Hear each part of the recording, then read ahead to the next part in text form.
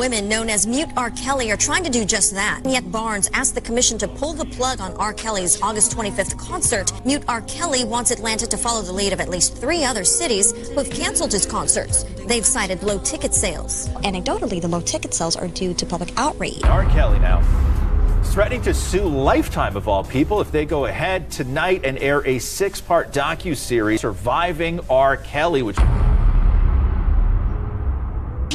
I admit that I don't own my music. I admit that I will own my music. Want it back, but they don't wanna do it. What the fuck, nigga? I wrote that music. I did that bump and grind. I did that 12 click. I did that fed up. I changed the damn game.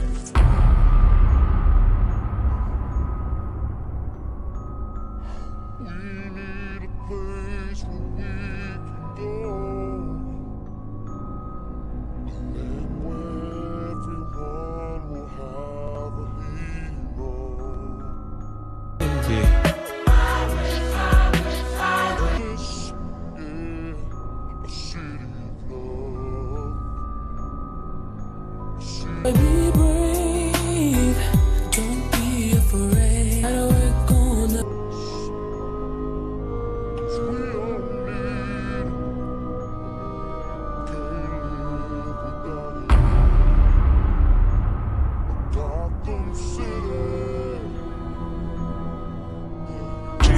I admit that I don't own my music. I admit that I will own my music. Want it back, but they don't wanna do it. What the fuck, nigga? I wrote that music. I did that bump and grind. I did that 12.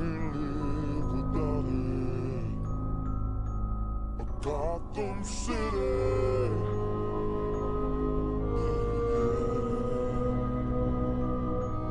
A city of justice.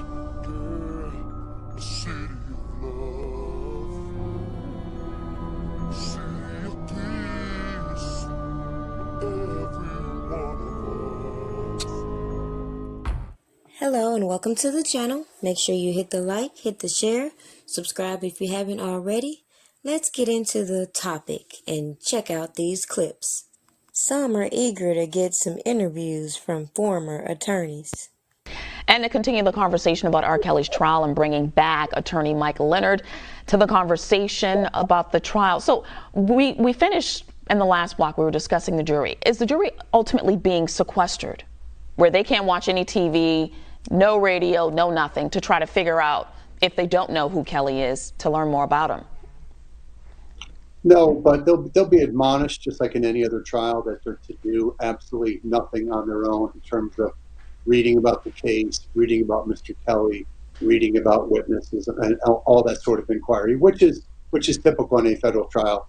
And that's difficult to monitor, and that usually is an issue that if you find out about it, usually after the fact. So they'll be given admonishments every day about not doing any independent evaluation, any Google searches, any social media. And clearly the world will be watching, because if anyone were to post who is a member of the jury, that would be something that would be quickly found out. But in terms of their ability to conduct independent research, that's always a possibility. Someone can always do it. And you just hope that the judge's admonishments will keep them from that temptation. All right, Attorney Leonard, Monday, Kelly's attorneys asked the judge to throw out a charge against him, alleging that he gave herpes to some of his accusers. Can you explain that charge and why there may be grounds to actually have it thrown out? Sure. So, as you know, as we've talked about previously, this is a RICO, R-I-C-O case, which the core allegations are that Mr. Kelly was the head, sort of like the kingpin of a criminal enterprise. And so in support of that criminal enterprise, the government is relying upon different underlying predicate acts to try to prove that this enterprise, or so-called enterprise, committed all these criminal acts in furtherance of the enterprise, that was part of its purpose. And so some of the allegations relate to Mr. Kelly allegedly violating laws by engaging in sexual intercourse or relationships with people when he knew he already had herpes, which under some state laws could be a crime. And in terms of the most recent motion filed, the defense did file a motion to dismiss. And it's basically making the argument that some of these issues and allegations are time barred, meaning that the government is bringing them forward too late. So it is unusual to bring a motion to dismiss on the very eve of trial, and that would probably suggest that it's not going to get granted by the court. However, you're also, as we talked about earlier, you're paving the way for an appeal. You're preserving these issues that you think might be valid legal issues for purposes of appeal, because if you didn't raise them now, they may be waived. So that's part of the strategy of this very late filed motion to dismiss. It's trying to make sure that these various issues that might be purely legal in nature are preserved and aren't waived. Well, sure, this is unique, of course, because it's a very public case where there's been much said about Mr. Kelly for an awful long time. Much has been reported about him. We have the docuseries. So going into the trial, there's the big concern on the defense side that you're getting people who already have made predeterminations about Mr. Kelly and the allegations. So in selecting the jury, which is not unlike most federal cases, you're looking to try to get people who can be open-minded, who can actually apply the law. And that's difficult, but in a case like this, which is very technical, a RICO case, you could find jurors that potentially what you're looking for is people who can be open-minded, hear this evidence, and then apply the particular instructions that Judge Donnelly is going to give at the end of the case, which is hard to do because sometimes the sympathy or the nature of the allegations outweigh the jury sticking to the instructions. So from the get-go, from jury selection through the opening argument, which will be next week, through the questioning of the witness, the defense is going to really attempt to not only call into question the credibility of some of the witnesses and the lack of corroboration of some of their stories, but broadly speaking, they have to also be concerned about trying to prevail by showing that there is no enterprise. There's no enterprise. This is a band. This is a guy who is a leader of a band. It's nothing like a mob boss. It's nothing like a drug kingpin. They can still argue, he may have done some things wrong, but it doesn't constitute a legal enterprise. And so speaking that's of going to that, be one of the biggest focus of their defenses. Attorney Leonard, I hate to cut you off. I just want to move the interview forward because we're running out of time. How many accusers are we talking about in New York alone? Because he still has other charges in 2 other states. Well, so in this case, the government will present probably 10 or 12 witnesses who are part of the charged allegations, meaning So that they're claiming a dozen women. But there'll be more than that, because they're also going to put on people whose conduct didn't relate to a specific charge, but the government nonetheless wants to introduce the evidence to show the enterprise or to show a pattern. So you may have as many as 20 or more victims testifying in this case. How is Kelly doing? I mean, he's been behind bars for 2 years at this point. Is there a possibility that he will see the light of day? Sure. I mean, obviously, if he's victorious in this case, then there'll be a substantial opportunity for him to be on bond, right? So that's the first step. But clearly, he's struggling. Not only was he detained for a long period of time prior to trial, but unfortunately, he was detained in one of the worst time periods to be detained. The COVID pandemic has made it extremely difficult on everybody who was imprisoned, jailed prior to trial in the Chicago MCC, as well as across the country. You're basically in segregation, lockdown type facilities, fearing you're going to get COVID, and essentially limited to a couple hours a week outside your cell with no recreation. So he clearly has suffered, and there's things that came up recently that his counsel has mentioned in terms of weight loss. Obviously, your mental health is an issue when you're in prison, when you're jailed that long. So he's clearly struggled and been jailed in one of the worst times you could possibly be. So actually, the movement he's getting, the opportunity he's getting to meet with his counsel and all that sort of stuff, it's got to be incredibly refreshing because his movement was so incredibly limited prior to trial. And I know that you were no longer representing him because you asked the judge to be removed from the trial. But you seem very optimistic that he could get bond out, even though he was denied previously, and he still faces 2 additional trials. We are out of time, so if you can answer briefly.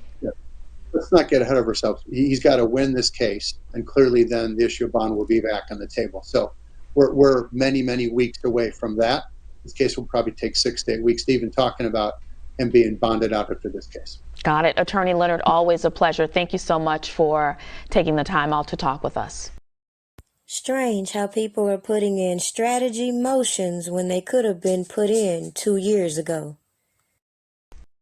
Club Ramesses, which was a club he had built up there.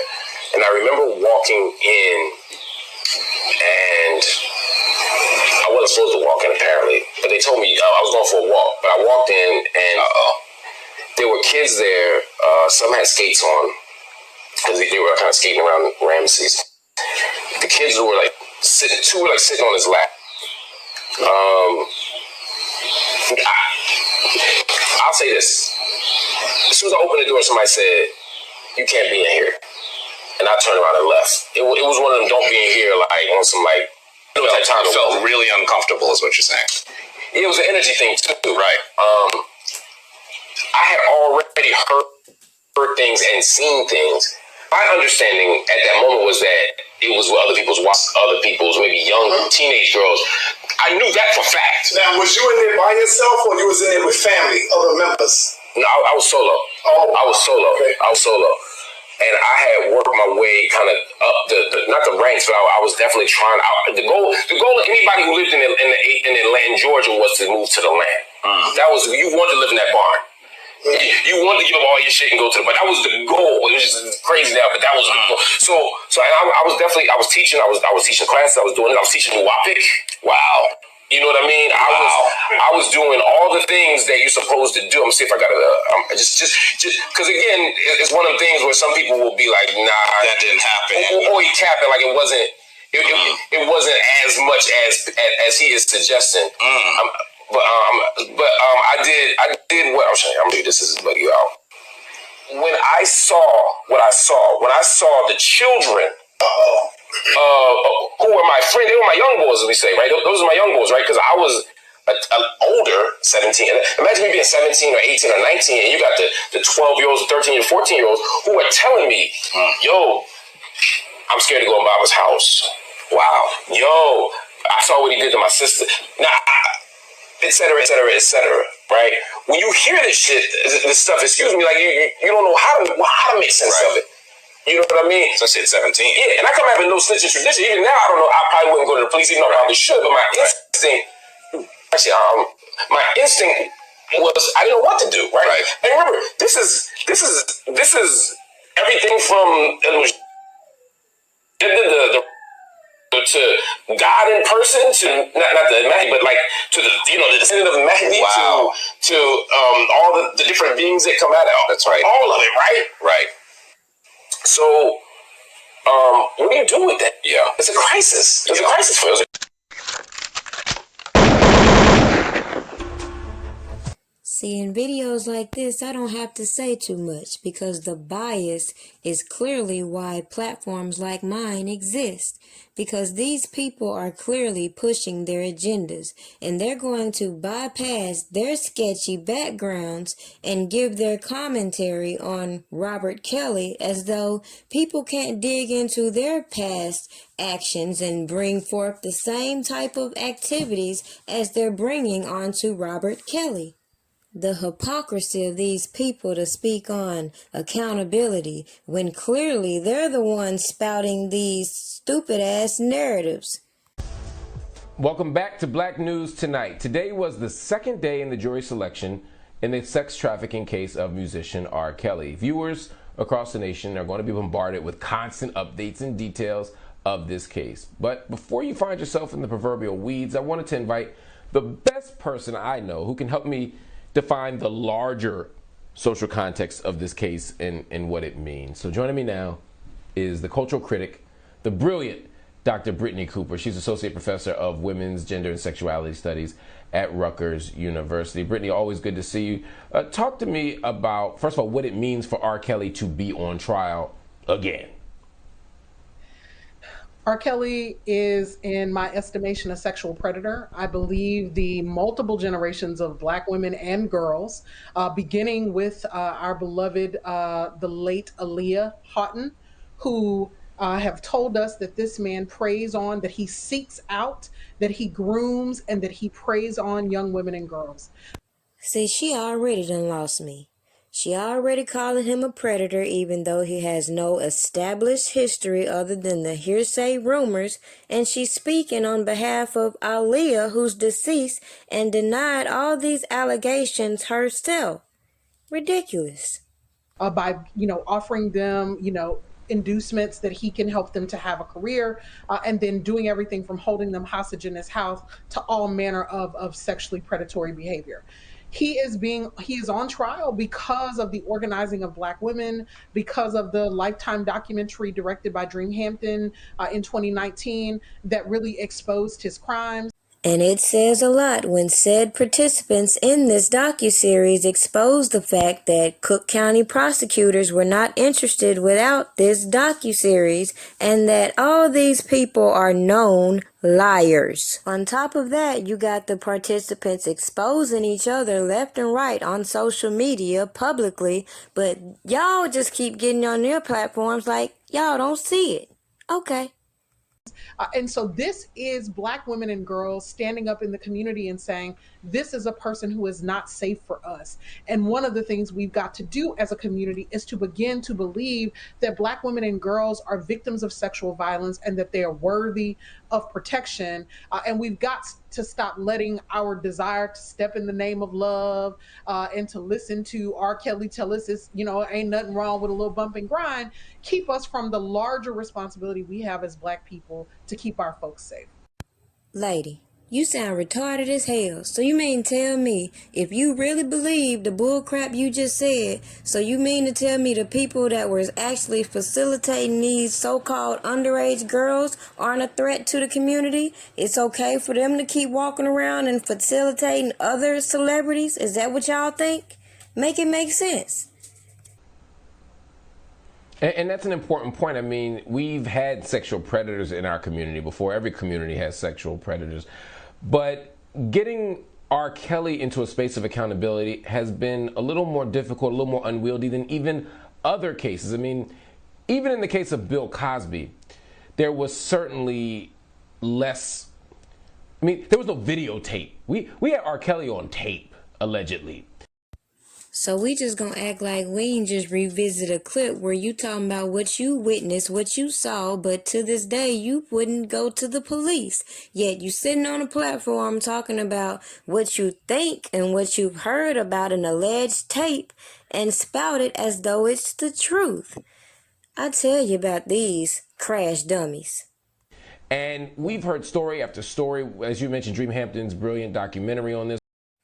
And that's nothing. Y'all just gonna keep giving Dream Hampton all the credit like she didn't just take all Jimmy D's stories. We've seen so much stuff. It doesn't feel like people don't believe R. Kelly did it. At least the people who are defending Bill Cosby to some extent have convinced themselves that he didn't do anything wrong. I don't get the sense from most R. Kelly defenders that they actually think he's being framed or that he didn't do it. It's almost like they just don't care. Yeah. I think that's right. And I think that we got to think about two things here. One is, this is a man who bragged quite brazenly in his music about his predatory behavior. I think about a song like Seems Like You're Ready. Go listen to that song and then think about what he is accused of and see if it doesn't creep you out.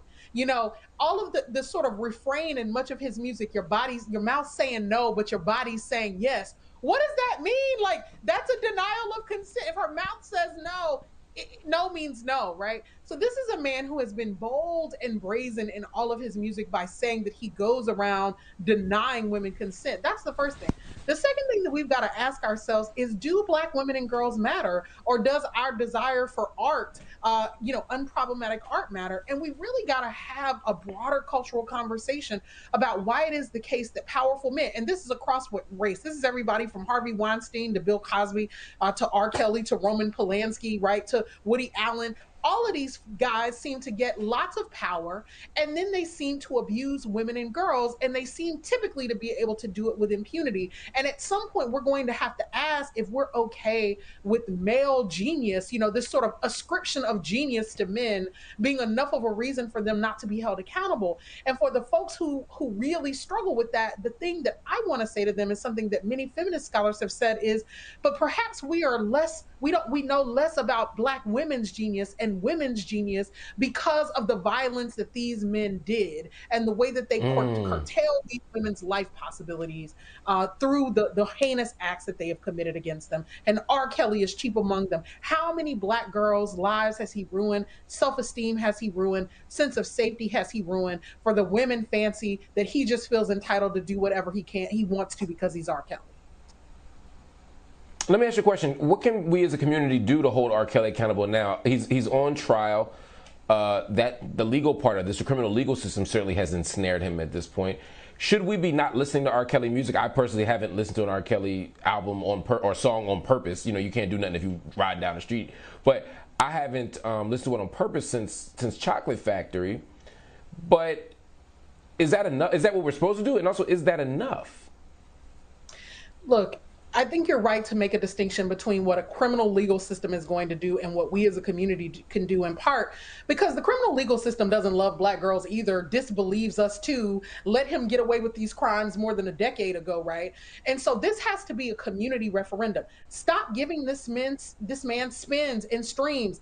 Don't, support his music. Don't post memes about how you still gonna be listening to the stuff. Don't troll Black women and girls. Stand up and say, at the very least, you can just stop listening. Take him out of the rotation. I promise that your life won't be. Look, I don't listen to R. Kelly, and my 90s R&B, playlist are amazing, even without him. Take him out of the rotation. Right. Stand up for Black women and girls. Recognize that the stuff that you say about R. Kelly, if we look statistically at the epidemic levels of sexual violence in our society and in our community, when you support predators like R. Kelly, like Bill Cosby, I guarantee you that you're doing it in a community where somebody in the room, in the space with you that has been harmed. Talk to any group of Black women and girls any day of the week, and a sizable number of Black men and boys as well. And you will find, I assume, in fact, that when I'm in a room, in a space with Black folks, that I'm standing in a room full of sexual violence survivors. And I really want people to take a moment and think about that. It is a common thing in our community. And so when you then say that it is okay for these powerful men to do this stuff, you are re-traumatizing people. You are saying that if someone told you about their experience, that they could assume that you would empathize with their abuser and not with them. We want to be on the side of rights. We want to be on the side of the vulnerable. We want to be on the side of Black folks who are experiencing sexual violence or have experienced it. And you got to pick a side. Either you're on the side with R. Kelly and folks who perpetrate sexual violence, or you're on the side of the survivors. Can't be any both and here. We're done with that. Time's up for that. She sound like some old beans, get down or lay down type of stuff. See, that's what I mean. We supposed to just bypass all these janky ass Jane Does, all this janky ass evidence, all these narratives these people have put out, and bypass the fact that why are they putting all the attention on one man, making him the example, and even giving the platforms for real abusers? I think it's time's up for all the games, because we clearly see past the deception and how all these narratives are running very short. Don't forget to like this video, share it, and subscribe. Have a good day.